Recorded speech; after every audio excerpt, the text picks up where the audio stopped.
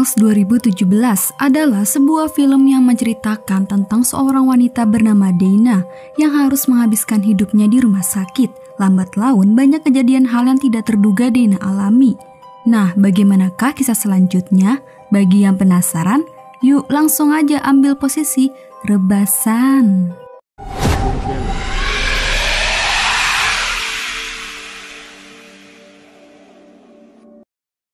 Kisah film ini diawali dengan memperlihatkan situasi di rumah sakit, yang mana terlihat seorang perawat pria berkelakuan aneh. Dia memotong kuku pasien anak dan meletakkannya ke dalam amplop yang disertai nama pasiennya.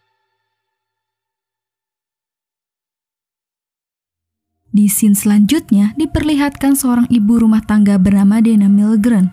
Sebagai pelatih atletik dan penggemar kebugaran, ia selalu melakukan rutinitasnya setiap pagi untuk hidup sehat. Tapi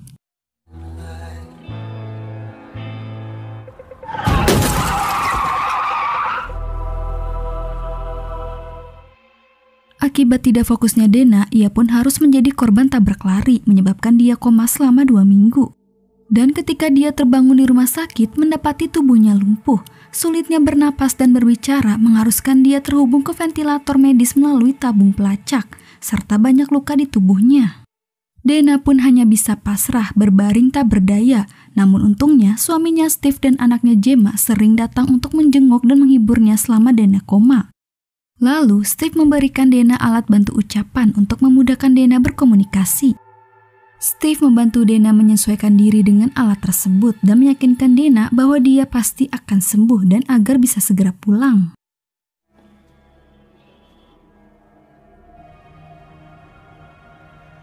Pada awalnya semua memang terasa baik-baik saja. Dana dengan sabar menjalani proses penyembuhan, namun lambat laun mulai ada keanehan. Pada malam hari dia merasa ada sesuatu yang memperhatikan dirinya.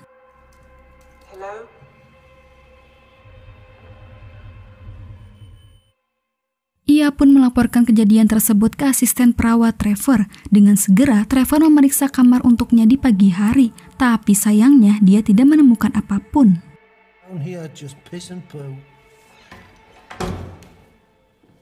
Tak lama, mereka kedatangan Steve dan Gemma. Sementara Gemma menghibur Dana, Trevor berbicara kepada Steve untuk menyampaikan laporan Dana. Tapi karena tidak adanya bukti, Trevor tidak percaya. Bahkan suaminya sendiri pun tidak percaya, malahan berpikir bahwa Dana sedang mengalami gangguan mental, mengharuskan Steve untuk memanggil psikiater. Jelas saja hal itu membuat Dana dan Steve sedikit cekcok, sehingga Gemma yang menunggu di luar memilih pergi.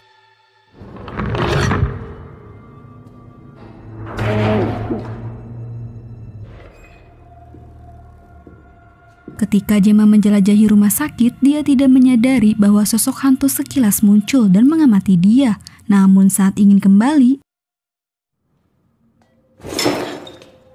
seorang direktur rumah sakit bernama Elizabeth Liming tidak memarahi Gemma karena masuk ke ruangan pasien tanpa izin. Justru ia sangat ramah dan mengantar Gemma ke tempat Dana. Perdebatan Steve dan Dana tidak berlangsung lama karena Steve berusaha untuk lebih mengerti kondisi Dana sekarang. Untuk mencairkan suasana, Steve memberikan kabar baik bahwa Dana tidak usah khawatir soal pekerjaannya. Karena Steve yang memang seorang pelatih juga telah diizinkan oleh atasannya untuk menggantikan Dana melatih hingga Dana membaik. Ia pun memperkenalkan anak didiknya bernama Ashley, kemudian ia pamit pulang bersama Gemma. Di malam hari, kemunculan seorang psikiater bernama Dr. Stengel yang disuruh Steve untuk membantu masalah Dana membuatnya terkejut.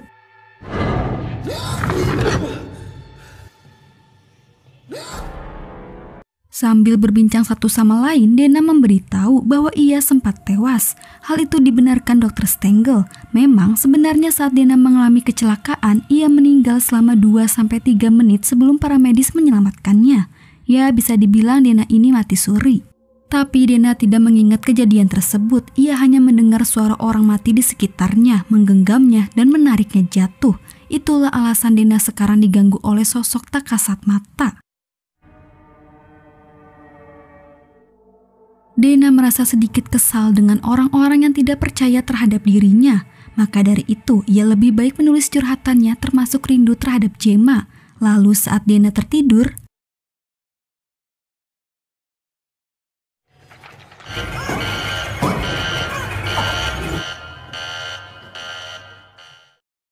Setelah insiden di mana alat ventilatornya rusak, kali ini rumah sakit dan Steve baru menanggapi masalah Dana dengan lebih serius. Akhirnya pihak rumah sakit memasang CCTV di kamar Dana, dan Dana bisa mengecek menggunakan touchpad, mengklik kamera mana yang Dana ingin lihat. Singkat cerita, kesendirian Dana setiap malam membuat dia sangat bosan, sampai-sampai ia mengajak CCTV berbicara hingga Can you hear me? Pertanyaan-pertanyaan Dana selalu dijawab, tapi tidak soal seseorang yang mengganggu Dana. Akhirnya, ia searching tentang sejarah rumah sakit yang ia tempati. Di situ tertera seorang perawat Erik Nielsen membunuh beberapa anak sebelum bundir. Lantas ia menanyakan tentang Erik Nielsen ke Trevor. Trevor menyatakan ketidaktahuan Erik Nielsen dan mengatakan kepadanya untuk bertanya saja pada Dr. Stengel karena dia sudah jauh lebih lama bekerja di rumah sakit dibanding Trevor. Kemudian Trevor menemukan bekas luka cakaran di tubuh Dana. Entah siapa yang melakukannya, tapi yang pasti membuat Dana semakin syok dan panik. Lantas Trevor mengikat dan membiusnya. Ketika Dana terbangun, kebetulan sekali Dr. Stengel muncul. Menanggapi pertanyaan Dana tentang Erik Nielsen, Stengel mengungkapkan bahwa Nielsen sebenarnya mantan pasien bermasalah di rumah sakit ini. Tapi seiring berjalannya waktu, Nielsen mengalami peningkatan. Bahkan Nielsen bekerja di rumah sakit sebagai seorang perawat setelah ia diperbolehkan pulang. Namun ada satu hal obsesinya yang masih tersisa, yaitu Nielsen selalu mengoleksi kuku pasien anak dan menyimpannya di dalam amplop, sehingga Nielsen dijuluki Nels atau kuku.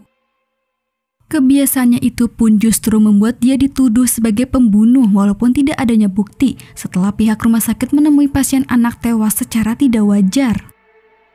Tidak terima dituduh dan tidak ingin dipenjara juga, Nielsen memilih bundir, yang dimana kamar Dana tepatnya di lemari adalah tempat bundirnya Nielsen. Mengetahui kamar Dana angker, ketakutannya semakin memuncak. Lalu saat dia mengajak bicara pasien sebelah bernama Ellie,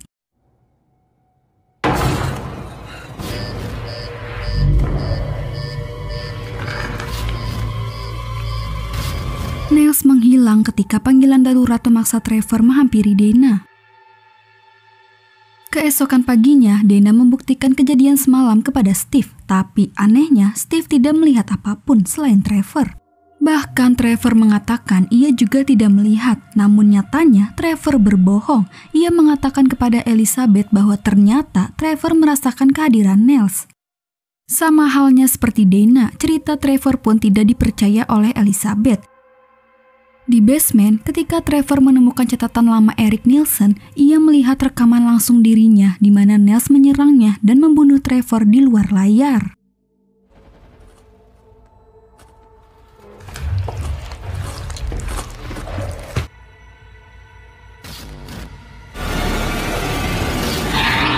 Di satu sisi, Dana merasa bingung kenapa hanya dia yang bisa melihat Nels tapi tidak orang lain. Melalui vlog seorang pria yang memiliki kesamaan dengan Dana, membuat ia sekarang mengerti. Ternyata Dana memiliki mata batin semenjak ia sempat mati. Secara terang-terangan, kini Nels membuat kontak dengan Dana melalui alat bantu komunikasi, mengancam untuk membunuhnya, dan memperlihatkan kemesraan Steve dan Ashley. Sontak saja Dana kecewa. Ketika Dana bertanya mengapa dia menargetkan dirinya, Nels mengukir jawaban ke tubuhnya, "Aku merindukanmu." Setelah kejadian mengerikan tersebut, Steve menemukan Dana terluka. Lantas Steve memarahi Elizabeth dan menuduh Trevor lah yang melakukannya. Walaupun Dana bersikeras bukan Trevor, Steve membuktikannya dengan memberikan berkas yang ditemukan di ruangan Trevor. Dana dinyatakan telah menjadi salah satu pasien anak dirawat. Terungkap saat masih kecil, Dana sempat menjadi pasien di rumah sakit itu karena radang selaput otak. Tepatnya saat kejadian Erik membunuh 5 anak. Pantas saja Dana sekarang diincar Nels. Secara bersamaan, Elizabeth dibunuh Nels yang telah mencoba untuk memanggil polisi. Ketika Steve emosi dengan Dana yang selalu menyebut Nels, Dana mulai mengancam dan menghakimi Steve atas perselingkuhannya dengan Ashley. Lantas Ashley memilih pergi karena tidak ingin ikut campur. Tapi tiba-tiba Steve menyuruh Gemma tetap bersama Dana, sementara Steve menghampiri Ashley. Akan tetapi, mengetahui Niles akan mencoba membunuh semua orang, Dana yang telah tumbuh lebih kuat dan telah berlatih bernapas sendiri, menyuruh Gemma menarik alat bantu yang ada di tubuhnya dan menempatkan dia di kursi roda. Kemudian mereka segera melarikan diri mencari jalan keluar, hingga akhirnya mereka bertemu Dr. Stengel. Tapi ketika Gemma menjelaskan situasinya,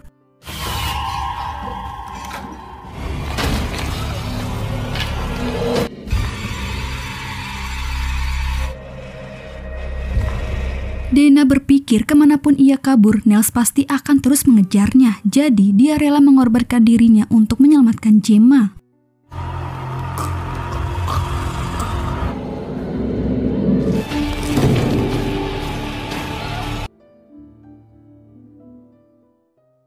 Keesokan paginya, para medis berdatangan membawa jasad Dana dan menjaga Gemma setelah dia keluar dari rumah sakit. Tim medis bertanya apa yang terjadi dan siapa pelakunya. Gemma menjawab semua itu perbuatan Niles membunuh semua orang termasuk ibunya Dana. Film berakhir dengan memperlihatkan ruangan Dana dengan laptopnya di tempat tidur menghadap ke arah CCTV. Yang perlahan-lahan pindah ke layar laptop menampilkan Dana berada di tempat tidurnya dari sudut salah satu kamera CCTV-nya. Kemudian Niles dalam bentuk kehidupan berjalan ke samping tempat tidurnya Dana dan memotong kukunya. Film pun selesai. Bagaimana guys filmnya? Cukup seram dan bikin merinding juga ya. Tidak terduga ternyata Dana bagian dari kelima anak tersebut. Pihak rumah sakit sengaja merahasiakannya dari Dana. Kedatangan Dana memang sangat dinanti-nantikan Niles sebab hanya Dana yang masih hidup. Sekarang Niles telah memiliki Dana seutuhnya. Oke guys, cukup sampai di sini dulu ya. Terima kasih yang udah nonton, semoga kalian sehat selalu dan jangan lupa subscribe Adesis. Sampai jumpa di video selanjutnya. Bye.